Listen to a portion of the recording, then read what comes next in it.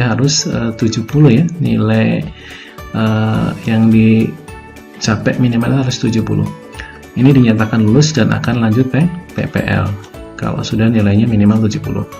Kalau tidak lulus gimana? Kalau tidak lulus, nah teman-teman nanti harus ujian ulang ya, diuji lagi berarti nanti ya. Kalau ternyata tidak lulus juga berarti sudahlah selesai di sini teman-teman semua ya. Berhenti di sini sudah tidak. Assalamualaikum warahmatullahi wabarakatuh. Selamat malam sahabat Forza semua. Jumpa lagi dengan saya di Manga Forza Channel. Channelnya Bapak dan Ibu guru untuk berdiskusi mencari solusi. Sahabat Forza semua, kali ini saya akan membahas tentang uji komprehensif ya, di mana ujian ini adalah ujian untuk mempertanggungjawabkan atas perangkat pembelajaran yang telah disusun ya, di mana teman-teman semua tentunya saat ini sudah memasuki LK 2.2 ya, penentuan solusi. Nah setelah itu nanti tentunya teman-teman disuruh membuat rencana aksi. Nah dari situlah nanti teman semua setelah menyusun kalau tidak salah itu 3 kasus, nanti tentunya akan dimintai pertanggungjawaban pada ujian kompre. Oke, sebelum saya mulai videonya, bagi teman-teman semua yang baru menemukan channel ini, jangan lupa klik like, share, komen, dan subscribe. Untuk mendukung berkembangnya channel ini, jangan lupa juga untuk mengaktifkan tanda loncengnya agar teman-teman semua tidak ketinggalan informasi. Oke, kita mulai saja videonya teman-teman semua. Oke.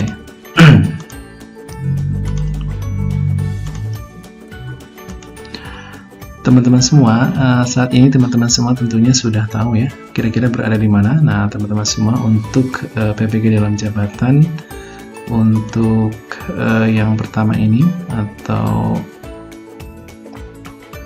angkatan yang pertama ini sudah memasuki di pengembang perangkat pembelajaran atau desain pembelajaran inovatif ya, di mana teman-teman semua sedang mengerjakan LK 2.2 yaitu penentuan solusi, di mana nanti selanjutnya teman-teman juga akan dimintai untuk membuat rencana aksi, kemudian dilanjutkan pembuatan rencana evaluasi. Nah, teman-teman semua, untuk tahap-tahap ini teman-teman juga harusnya hati-hati ya, kira-kira nanti yang dimunculkan masalahnya apa, kemudian penentuan eksplorasi alternatif solusinya seperti apa, penentuan solusinya apa, kemudian pembuatan rencana aksi dan sebagainya nanti tentunya harus sesuai dengan apa yang sudah dibuat di LK-LK sebelumnya.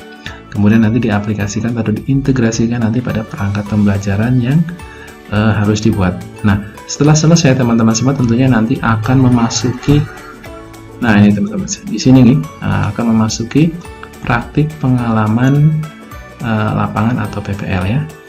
Nah ini teman-teman semua, sebelum teman-teman melaksanakan PPL atau praktik pengalaman lapangan, teman-teman tentunya akan dimintai pertanggungjawaban atas perangkat yang dibuat sebelumnya, yaitu pada uji komprehensif, di mana teman-teman nanti akan diuji oleh 2 dosen ya, di mana teman-teman juga harus mempertanggungjawabkan segala sesuatu yang ada atau yang sudah dibuat sebelumnya. Nah, nanti setelah diuji, barulah teman-teman ketika nanti dinyatakan lulus, baru boleh melaksanakan praktik pengalaman lapangan atau PPL. Gitu nih, oke. Untuk pengertiannya dulu sekarang teman-teman semua. Uji komprehensif. Uji komprehensif merupakan penilaian yang dilakukan secara menyeluruh tentang kemampuan mahasiswa dalam mengidentifikasi masalah. Nah, ini sudah kemarin nih. Kemudian penyebab, penentuan solusi terhadap masalah yang diidentifikasi, serta kemampuan mahasiswa dalam merancang rencana aksi dan solusi. Gitu nih, rencana aksi dan solusi.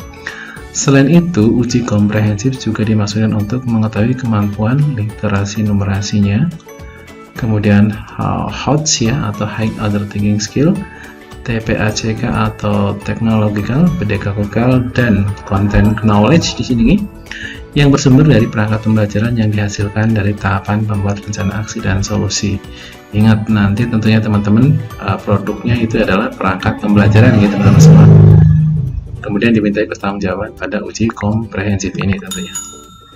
Nah, dengan demikian uji komprehensif merupakan proses mengukur kesiapan dan kecukupan kompetensi mahasiswa sebelum mengikuti PPL atau praktik pembelajaran inovatif. Nah, dengan kata lain teman-teman harus mempertanggungjawabkan apa yang telah disusun pada perangkat pembelajaran ini. Oke, pada perangkat pembelajaran ini. Oke. Nah, kemudian untuk uji komprehensif sendiri, materi ujiannya akan mencakup tentunya identifikasi masalah, ini jelas. Eksplorasi ini juga sudah dilaksanakan nih. Penentuan penyebab masalah juga sudah, eksplorasi penentuan solusi yang tentunya sudah ramai dikerjakan di LK 2.2 nih. Kemudian rencana aksi dan rencana evaluasi. Kemudian materi yang mendukung HOTS ini juga harus terintegrasi di dalamnya. Kemudian literasi numerasi juga harus ada. Nah, pengintegrasian antara teknologi informasi dan komunikasi, materi bidang studi dan pedagogik atau TPACK yang secara keseluruhan tercakup dalam 2 set dokumen rencana aksi. Jadi nanti ini teman-teman membuat 2 set perangkat pembelajaran atau 2 kali pertemuan di sini. Dan salah satunya atau kedua-duanya nanti tentunya harus dipertanggungjawabkan di ujian kompre. Sekali lagi saya katakan. Oke, kita lanjutkan.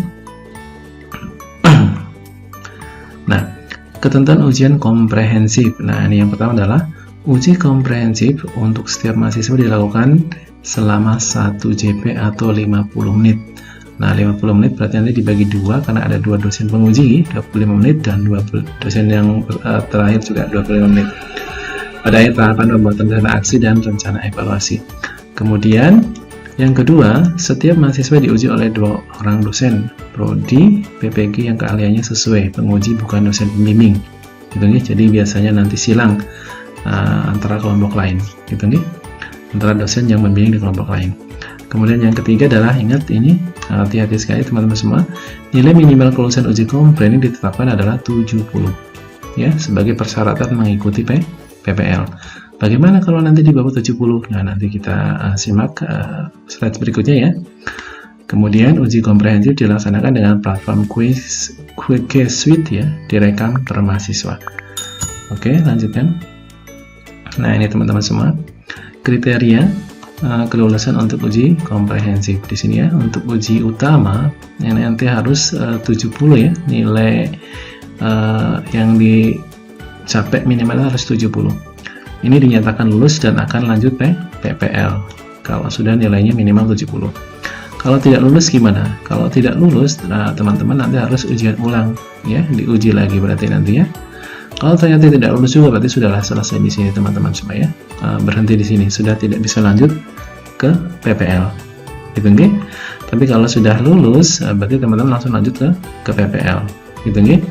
Tapi kalau nanti ujian ulang lulus berarti teman-teman juga tentunya akan melanjutkan ke PPL di sini teman-teman semua.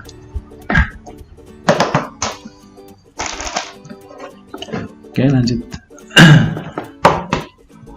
Kemudian bobot penilaiannya untuk uji komprehensif ini ada 10 poin teman-teman. Yang pertama adalah mengidentifikasi masalah, ini poinnya 10. Kemampuan mengeksplorasi penyebab masalah juga 10. Kemampuan penentuan penyebab masalah 10. Kemampuan eksplorasi penentuan solusi juga 10. Kemampuan menentukan solusi juga 10. Sampai nanti kemampuan mengintegrasikan TPACK dalam pembelajaran, ini juga poinnya 10. Totalnya ini 100. Oke, silakan teman-teman semua. RPP-nya tentunya harus terintegrasi dari poin 1 sampai 10, harus ada semua. Oke. Kemudian bobot penilaiannya ini sudah. Nah, ini teman-teman semua, rubrik penilaian uji komprehensif ini ya. Ini untuk penguasaan literasi numerasi, kalau sangat kurang poinnya 1, kurang poinnya 2, sangat baik poinnya 5. Jadi nanti diusahakan lah kalau teman-teman itu nanti bisa menjawab, sehingga poinnya kalau nggak 4 ya 5 teman-teman semua. Gitu nih.